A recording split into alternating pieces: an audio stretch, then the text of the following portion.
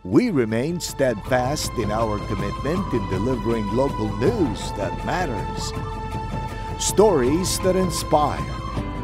Enriching the lives of Filipinos in the Philippines and across the globe. This is your GMA Regional TV. Buong puso para sa Pilipino.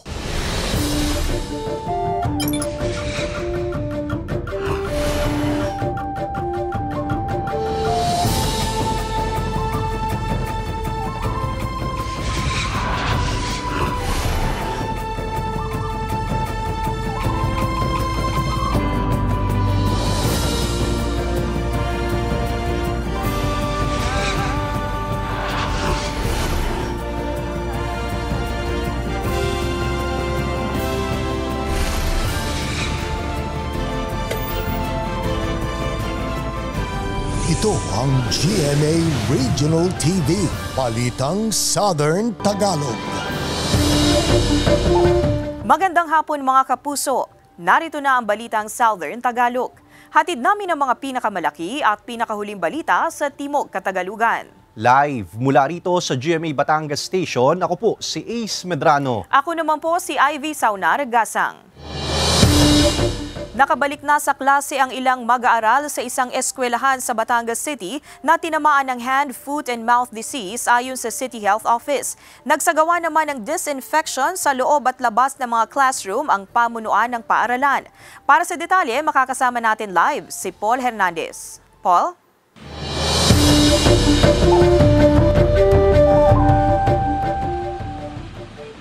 Ivy, alam mo, 4 yung reported cases ng HFMD sa Batangas City mula Enero hanggang Oktubre ngayong taon. Ayon mismo sa CHO, mas mababa raw ang bilang na yan kung ikukumpara noong nakaraang taon. Balik klase na ang ilang mag-aaral ng Halige Kanluran Elementary School sa Batangas City na tinamaan ng hand, foot and mouth disease o HFMD kamakailan. Ayon sa teacher in charge ng eskwelahan, huling linggo ng Oktubre nang tamaan ng sakit ang 3 grade 1 student at isang nasa grade 3. Hindi muna sila pinapasok. Inireport sa SDO Health Unit namin. And ang taga-barangay naman po, inireport din sa taga-City Health. Hanggang sa na-inform po ang City Health through SDO Medical Section. Agad nag-disinfect sa loob at labas ng classroom ang pamunuan ng paaralan. Hindi na ibinigay ang personal na impormasyon ng mga bata. Pero tiniyak ng eskwelahan na nakarecover muna sa HFMD ang mga ito bago sila pinapasok. Through the initiative po of our barangay health workers, sila po ay bumibisita. Binisita po nila yung bahay ng mga bata na may ganang cases. 4 na kumpirmadong kaso ang nasa datos ng City Health Office mula Enero hanggang Oktubre ngayong taon. Malaki ang pagbaba sa bilang kumpara noong 2022 na pumalo ang tinamaan ng virus sa higit 200. Yun yung start na halos nagpa-face-to-face na po lahat. So yung mga estudyante gusto laging nasa school. Siyempre yung parents ayaw rin na umabsent po yung mga bata kasi baka ma-miss yung mga exams. Kahit na may nararamdaman yung bata, pumapasok pa rin. Dulot ng enterovirus ang HFMD na kadalasang nagsisimula sa lagnat. Nakararanas din ng kawalan ng ganang kumain ng mayroon ito hanggang sa tutubuan ng blister sa kamay, bibig at paa. Madalas umanong kapitan ng virus sa mga bata dahil mahina pang immune system ng mga ito. Irritable lagi yung bata, mahapdi lagi yung mga blisters, and then masakit o makati yung lalamunan. Kung nakararana sa mga bata ng senyales ng HFMD, mainam na ipacheck up agad sa espesyalista para mabigyan ng karampatang gamot ang pasyente. Payo pa ng doktor na palakasin ang resistensya para makaiwas sa sakit. Ivy, yung pagtitiyak ng Health Authority, hindi dapat mangamba ang publiko. Ang bilin nila, panatilihin yung kalinisan sa katawan, gayon din sa kapaligiran. At yan muna ang latest mula rito sa Batangas City. Ivy. Maraming salamat, Paul Hernandez. Hindi muna pumalaot ang ilang mangingisda sa Batangas City ngayong araw dahil sa kakaunting huli ng isda sa dagat. Samantala, lubog pa rin sa baha ang ilang barangay sa Nauhan, Oriental, Mindoro. Ang detalye sa report ni Denise Abante. Naabutan ng GMA Regional TV Balitang Southern Tagalog ang mangingisdang si Mang George na inaalis ang ilang mga gamit pangisda sa kanyang bangka kaninang umaga. Hindi raw muna kasi siya papalaot ngayong araw dahil wala rin siyang mahuhuling isda. Kasi wala naman ngang mahuli ngayon, wala namang labas ang isda sa laot. Panapanahon lang pag Merong buwan na maganda labas ng isda, meron talagang wala. Kaya gayon na lang ang buhay na mag-iisda dito. Kalmado ang dagat at halos walang mga pumapalaot sa bahaging ito ng Barangay Pinamukan, Batangas City kaninang umaga. Wala namang nakataas na gale warning sa Batangas kaya maaaring maglayag ang mga sasakyang pandagat na may bigat na 250 gross tonnage pababa ayon sa Coast Guard. Wala po tayong gale warning dito sa AOR ng Batangas. Dito lang po sa may part ng Quezon na eastern seaboard ng Southern Luzon. Maging mapagmasid po sa ating panahon. Ayon sa Pag-asa, asahan na rin na magandang panahon ngayong araw ngunit patuloy pa rin umantabay sa magiging lagay nito sa mga susunod na araw. Generally, fair weather po ang maranasan po natin with isolated light rains ngayong araw po. Base po sa forecast po natin, today po hanggang November 21 po, magiging generally fair weather po yung maranasan natin sa Calabarzon at sa Mimaropa. Low chance pa rin po na maging bagyo yung binabantayan po nating low pressure area at ito ay may layong 860 kilometers east of Northeast Mindanao po. Umaasa naman si Mang Greg na matapos ang pag-uulang naranasan nitong mga nakaraang araw ay makakahuli na sila ng mas marami pang isda. Mas maganda raw kasi ang huli ng isda matapos ang pag-uulan. Nalabo ang tubig.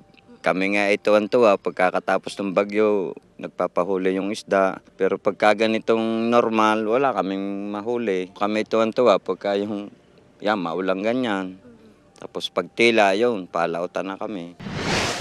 Samantala sa Barangay Andres Ilagan sa Nauhan Oriental, Mindoro, sumakay na sa dump truck ng munisipyo ang ilang mga residente para makatawid sa kabilang bahagi ng barangay dahil sa abot tuhod na baha. Ayon sa MDRRMO, paraan ito ng lokal na pamahalaan para matiyak na ligtas ang mga residenteng makabalik sa kanilang mga tahanan mula sa bayan. Sa ngayon, isolated rain showers na lamang ang nararanasan sa ilang bahagi ng bayan at unti-unti na ring bumababa ang antas ng baha sa 5 barangay na nauna nang naiulat na binaha nitong mga nakaraang araw. Kasama si Kel Ravaca, Denise Abante, Balitang Southern Tagalog. Sugatan ng 2 kataong magkaangkas sa motorsiklo matapos sumalpok sa umaatras na pickup truck sa San Juan, Batangas. Nagbabalik sa report si Denise Abante. Sugat sa iba't ibang bahagi ng katawan ng tinamo ng 2 kataong kinilalang sina Harley Magpantay, 28 anyos at Jason Luceño, 34 anyos, parehong residente ng Barangay Hugom, San Juan, Batangas, matapos sumalpok sa umaatras na pickup truck ang sinasakyang motorsiklo pasado alas 10 kagabi. Sa investigasyon ng pulisya, hinaharang na ng parking boy ang motorsiklo na nagpapaatras sa pickup, ngunit hindi ito huminto na nagresulta sa pagsalpok ng motor sa nasabing sasakyan. Hindi siguro napansin o dahil na under the influence of alcohol yung driver, nakamotor, dire-diretso, lalo pang bumalik yung takbo ng motor. Kaagad na isinugod sa ospital ang mga biktima at patuloy pa rin daw na nagpapagaling. Ang driver ng pickup nakauwi na raw sa Caloocan at ipinaubayan na muna ang pakikipag-usap sa mga kaanak na nasa San Juan. Sinisika pa ng GMA Regional TV, Balitang Southern Tagalog, na makuhanan ng pahayag ang mga sakay ng motorsiklo at ang driver ng pickup. Paulit-ulit na paalala ng pulisya sa mga motorista, Huwag mag-drive, lalo na nakaka-inom at lagi magsuot ng mga protective gears lalo pag malayo ang biyahe. Denise Abante, Balitang Southern Tagalog. Binigyang diin ng DILG ang mga tungkuli ng mga nanalong opisyal ng barangay sa BSKE 2023. Samantala, excited na raw ang ilang bagong halal na opisyal ng barangay sa kanilang unang araw ng panunungkulan. Alamin yan sa report ni Paul Hernandez. Mapabagito man o veterano, lahat ng nanalo sa katatapos lang na BSKE sumabak sa orientation ng Department of Interior and Local Government o DILG. Kasama ito sa dapat daluhan nila bago pa man ang paninilbihan. Mahalaga kasi ang magiging tungkulin ng mga nanalong barangay officials mula sa tamang paggasta, pag-a-appoint o pagtatalaga ng tauhan sa barangay hanggang sa pagbabalangkas ng internal rules of procedures o gabay sa pagsasagawa ng sangguniang barangay regular session. Ang barangay officials kasi ang haharap sa mga issue sa komunidad. Critical daw ang first 100 days nila na magsisimula sa pag-upo sa opisina sa November 21. Kayo pong mga punong barangay ay kailangang matalas ang inyong pag-intindi sa kaso o sa reklamo na dinadala sa inyo kasi kayo po yung magde-decide ilang beses ninyong ipatatawag sa loob ng 15 days. Obligado lahat na sumailalim dito. Aminadong kabado si Michael dahil first time na pumasok sa mundo ng politika. Pero nangingibabaw ang excitement sa unang araw ng panunungkulan. Ay mahalaga po ito sa akin dahil matututunan ko po yung unang araw na aking pag-upo, sila po ang gabay ko sa unang araw pong pag-upo ko. Para naman sa two-termer sa pagkakagawad na si Fronnie, ang orientation na ito ay magagamit niya saan man siya dalhin ang kanyang posisyon. Yung mga pinatutupad na mga bagong batas, kailangan huwag kang makalilihi sa kanilang pinatutupad na batas. Dahil 5 taon ang hinintay bago nasundan ng BSKE, hamon ngayon ng DILG sa mga bagong uupo, patunayan sa mga nasasakupan na worth the wait sila na ipagkatiwala sa kanila ang kapangyarihan. Ipinapaalala rin ng DILG na dapat ay magkaroon ng transition at turnover ng mga dokumento sa barangay. Kasama si Buhay Adante Jr., Paul Hernandez, Balitang Southern Tagalog.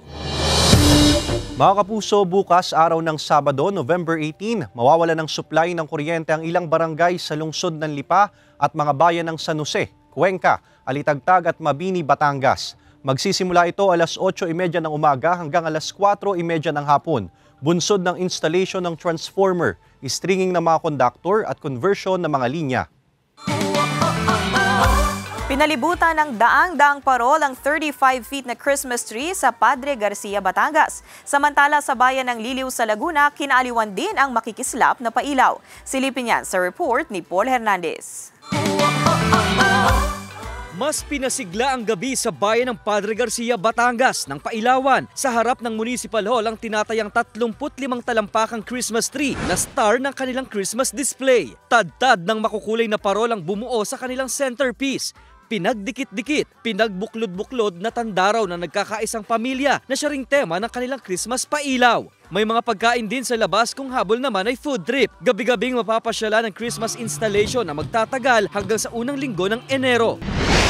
Sa Laguna, aliw naman ang hatid ng Christmas paandar sa bayan ng Liliw. Hindi ka feeling blue sa kanilang Blue Christmas. Tad-tad ng nagkikislapang LED lights ang bawat sulok ng Gat Tayao Park. Agaw pansin ang mga giant lantern na nagpapatingkad sa madilim na gabi. Bukas ang Christmas installation sa publiko hanggang sa bagong taon. Paul Hernandez, Balitang Southern Tagalog. Good news mga kapuso, naghahanap ang Kapuso Network ng Master Control and VTR Automation Engineer, TV Transmitter Technician, Electromechanical Engineer, Satellite Systems Engineer, Junior Media Asset Management System Support Engineer at iba pa na makikita sa inyong TV screen. Para sa kumpletong detalye at sa mga nais mag-apply, bisitahin ang careers.gmanetwork.com.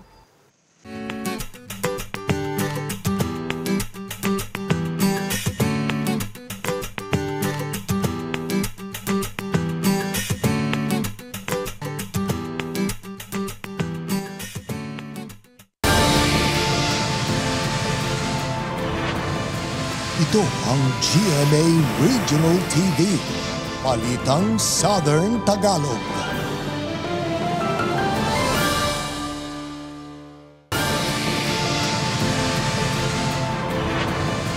Ito ang GMA Regional TV, Balitang Southern Tagalog.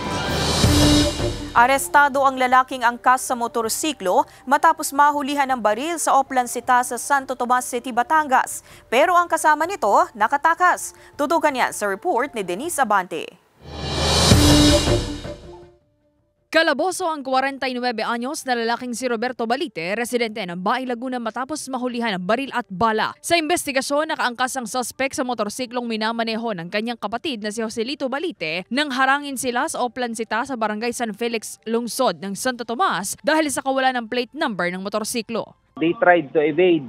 Nagkahabulan po na umabot po sa point na nagsemplang sila. Yung isa is nakatakbo, yung isa po ay nahuli. Nakumpiska sa nahuling angkas ang isang kalibre 45 na baril, mga magazine na kargado ng bala nito at wala ring naipakitang kaukulang dokumento. Hindi na nahabol pang nakatakas sa driver ng motorsiklo. Ayon pa sa pulisya, suspect din ang mga ito sa nangyaring nakawan sa isang hardware store sa kaparehong lungsod.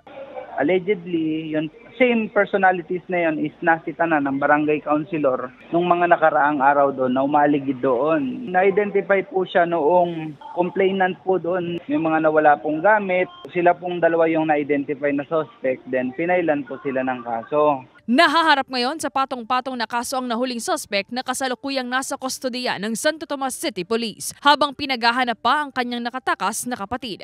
Be wary sa atin pong surrounding, lalo na po kung tayo po ay nakatira sa mga medyo remote areas ng Santo Tomas. Kung meron po tayong na-observe na kahina-hinala sa lugar natin, isagad po tayong tumawag sa hotline po ng ating PNP Santo Tomas. Sinisika pa ng GMA Regional TV Balitang Southern Tagalog na makuhanan ng pahayag ang nahuling suspect at ang may-ari ng hardware store. Denise Abante, Balitang Southern Tagalog. Halos 1.5 oras din na hindi nadaanan ang Maharlika Highway sa bahagi ng Barangay Tuwaka sa Basud, Camarines Norte.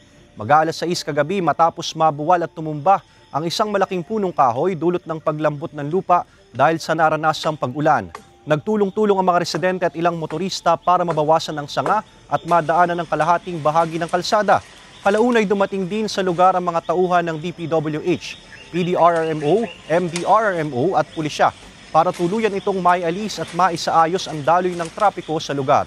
Maswerte namang walang nasaktan sa insidente. Nahulikam ang pagtangay ng lalaki sa isang nakaparadang motorsiklo sa Lipa City. Tutukan yan sa report ni Denise Abante. Pinaghahanap ngayon ng mga otoridad ang lalaking ito na nakajacket ng itim at maong na shorts matapos umano nitong nakawin ang isang nakaparadang motorsiklo sa gilid ng isang kainan sa Barangay Balintawak sa Lipa City pasado alas 3 ng madaling araw kanina. Ayon sa may-ari ng motorsiklo, sa sobrang pagod na raw ng kanyang asawa na isang delivery rider sa maghapong pagtatrabaho na kaligtaanan nitong ipasok sa loob ng kanilang gate ang motor. Laking gulat na lamang nila kinaumagahan na wala na ang motorsiklo sa kanilang pinagparadahan. Wala pong parkingan kami. Kumbaga, eskinita lang ang daan. Doon po siya na-i-park ng asawa ko. Ayun po ay hulugan pa. Nalimutan daw po niyang ipasok din sa loob. Pero nailak naman po ang motor. Sa kuha ng CCTV footage na ito, makikita ang pagdating ng isang lalaki sa lugar kung saan nakapark ang motorsiklo. Mapapansin din na tumitingin-tingin pa sa paligid ang lalaki. Hindi na nakita pa ang mismong pagkuha sa motorsiklo pero maya-maya pa, makikita na itong sakay ng motorsiklo at mabilis na umalis. Ayon sa may-ari ng motorsiklo, na ipablotter na nila sa pulisya ang pangyayari at patuloy pang pinaghahanap ang suspect. Nakikiusap po kami na ibalik na lamang po sa amin. Wala na po talaga kami pagkukunan kami po may malaki pa ding problemang kinakaharap ngayon. Baka po pwedeng ibalik na lang. Hindi na po kami magkakaso, basta po ibalik na lang po. Tiniyak naman ng pamunuan ng barangay na gagawa rin sila ng aksyon para sa agarang pagkakahuli sa suspect. Patatawag ko yung hepe mamaya ng tanod, katanong-tanong. Kung paano nangyari, kung anong oras. Mga kapulisan, may mga impurid doon kung sino mga magnanakaw dito sa Lipa ng motor. Wala pang tugon ang Lipa City Police hinggil dito. Denise Abante, Balitang Southern Tagalog.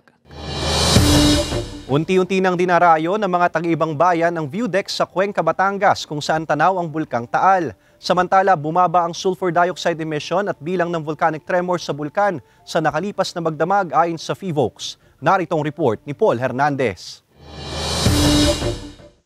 Hindi nabigo ang magkaibigang Andre at JR sa pagdayo sa Barangay Don Juan, Cuenca, Batangas para masilayan ang ganda ng bulkang Taal. Galing silang San Jose, Batangas at nalaman daw nila ang lugar sa internet. Mula sa itaas, tanaw na tanaw ang malabong kulay ng Taal. Maganda po siya. Maganda po ang panahon at hindi po nataon na pagpunta po namin. Wala pong bagyo. Solid po yung pagpunta dito, hindi nakakadismaya. Madalas po silang dayuhin po ng mga turista. Walang makapal na ulap sa ibabaw ng bulkan. Maaliwalas ang paligid kaya kita ang hubog nito sa malayuan. Sa 24-hour surveillance, bumaba sa 45 volcanic tremors o may hinang pagyanig ang recorded vibration sa ilalim nito. At ang sulfur dioxide na pinakawalan, umabot lang sa mahigit 8,000 tons. May mahinayang pagsingaw na may taas na 600 metro na napapadpad sa timog kanluran. Hindi basta-basta mapepredik ang aktibidad ng bulkan at kung mapapanatili ba nito ang mahihinang pagyanig. Nagpa-fluctuate yung readings dyan sa Taal. Minsan mataas. I thought yung October 12, yun na yung mataas kasi umabot ng close to 10,000. So nag-11,000 pa pala. So sana hindi sustained yung pataas. Samantala, hindi rin daw nangangahulugan ang pagiging kalmado ng lawa ay pinapayagan na ang water activities malapit sa bulkan. Bawal pa rin ang pagpunta sa Taal Volcano Island na itinuturing na permanent danger zone. Kasama si Buhay Adante Jr., Paul Hernandez. Balitang Southern Tagalog. Mga kapuso, bukas araw ng Sabado, November 18, mawawalan ng supply ng kuryente ang ilang barangay sa mga bayan ng Nasugbu, Balayan, Tuwi at lungsod ng Calacab, Batangas. Simula alas 9 ng umaga hanggang 1:00 ng hapon, bunsod ng pagtatayo ng mga poste at paglilinis ng mga linya. Kumpiyansa si sparkle artist Michelle D sa pagrampa sa swimsuit round ng Miss Universe 2023 preliminary competition.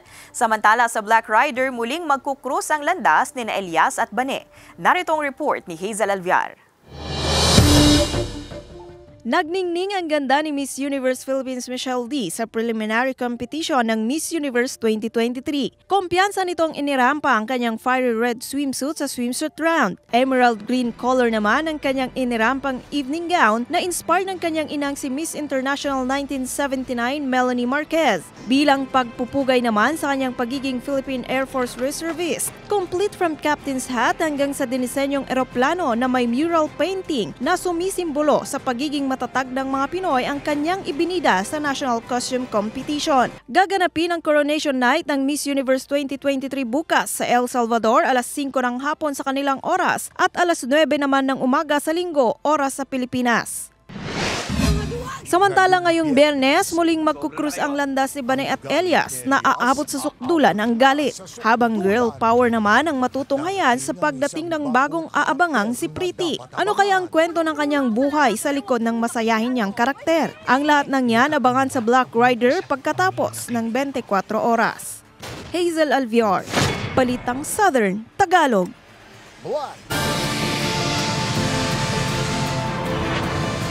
Ito ang GMA Regional TV, Balitang Southern Tagalog.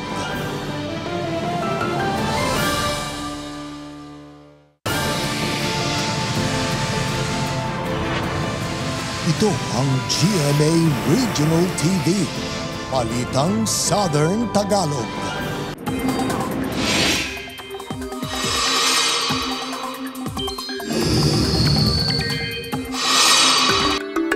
Mga kapuso, nakapasok na sa PAR ang binabantayang low pressure area pero mababa pa ang tsansa nitong maging bagyo.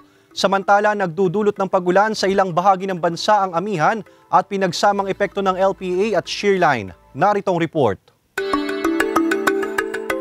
Pumasok na sa loob ng Philippine Area of Responsibility ang low pressure area na ilang araw na nating minomonitor. Huli itong namataan sa layong 935 kilometers silangan ng northeastern Mindanao. Sabi ng Pag-asa, sa ngayon mababa pa ang tsansa nitong maging bagyo sa susunod na 24 oras pero posible pa yang magbago kaya patuloy na tumutok sa updates. Ang pinagsamang epekto ng LPA at shearline ang magpapaulan sa malaking bahagi ng bansa habang iiral din ang amihan sa iba pang bahagi ng Luzon. Base sa datos ng Metra Weather, posible ang ulan sa Mindoro Provinces, Quezon at Palawan. May tsansa rin ng ulan sa natitirang bahagi ng bansa. Ace Medrano, Balitang Southern Tagalog. Pinagbabaril ang bahay ng 52 anyos na lalaki sa Balayan, Batangas nang umano'y dating kapitbahay. Ang detalye sa report ni Denise Abante.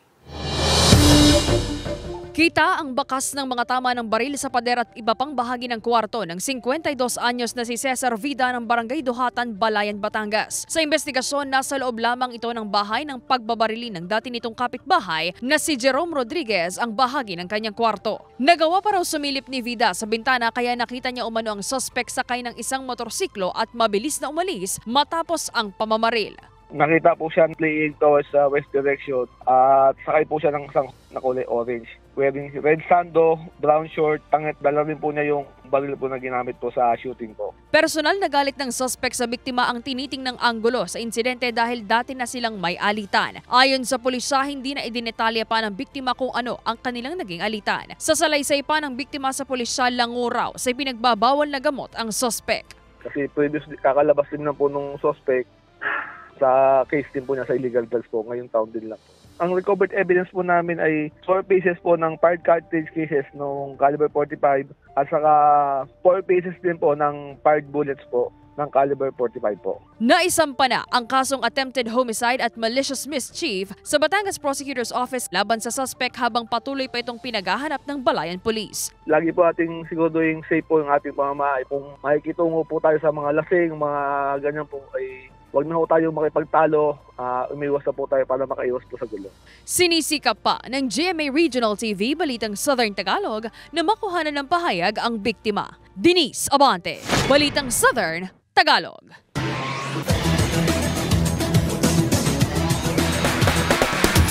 Wagi ang LPU Pirates sa dikit na laban kontra San Sebastian Golden Stag sa score na 83-80. Narito ang report.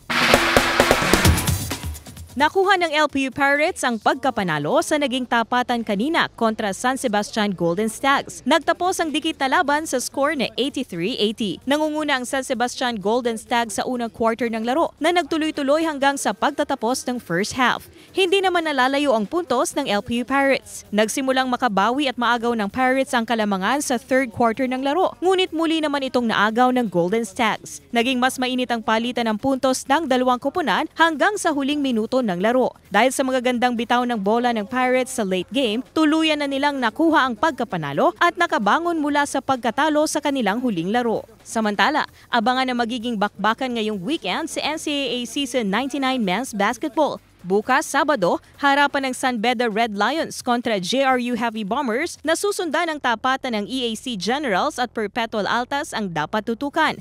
Sa Linggo naman, tunghayan ang harapan ng Arellano Chiefs kontra LPU Pirates. Susundan naman ito ng laban ng Binil Blazers at Letran Knights. Lahat ng yan live sa GTV. Ivy Saunargasang, Balitang Southern Tagalog.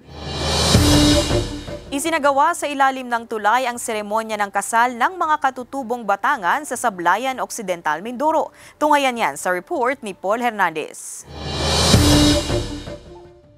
Pinatunayan ng mga katutubong Batangan sa Sablayan Occidental, Mindoro na pagdating sa pagmamahalan, walang ilog ang hindi kayang tawirin at ang pag-ibig siyang naging tulay sa pag-iisang dibdib. Ang makapigil hiningang kasalan ng 21 katutubo, ginawa sa tulay ng Sitio Tulaleng, Barangay Pag-asa. Ang tinaguriang Bridge of Love, gawa sa pinagsama-samang yantok, bagin at uway. At hindi gaya ng magagarbong kasalan, tradisyonal na damit ang suot ng mga katutubo. Sinadya pa ng lokal na pamahalaan ng mga magsing-irog para maisagawa ang civil wedding. Hindi biro ang tagal ng oras na nilakad para marating ang lugar. Tumayong saksi at ninong ang ilang piling opisyal ng lokal na pamahalaan. Mas mapapatibay pa ang pagsasama ng mga katutubong Batangan dahil may dokumento na silang hawak, patunay na lehitimo na ang kanilang pagsasama. At ang pagsasaligal ng pagsasama, daan na rin para magkaroon sila ng benepisyo mula sa pamahalaan. Paul Hernandez, Balitang Southern Tagalog.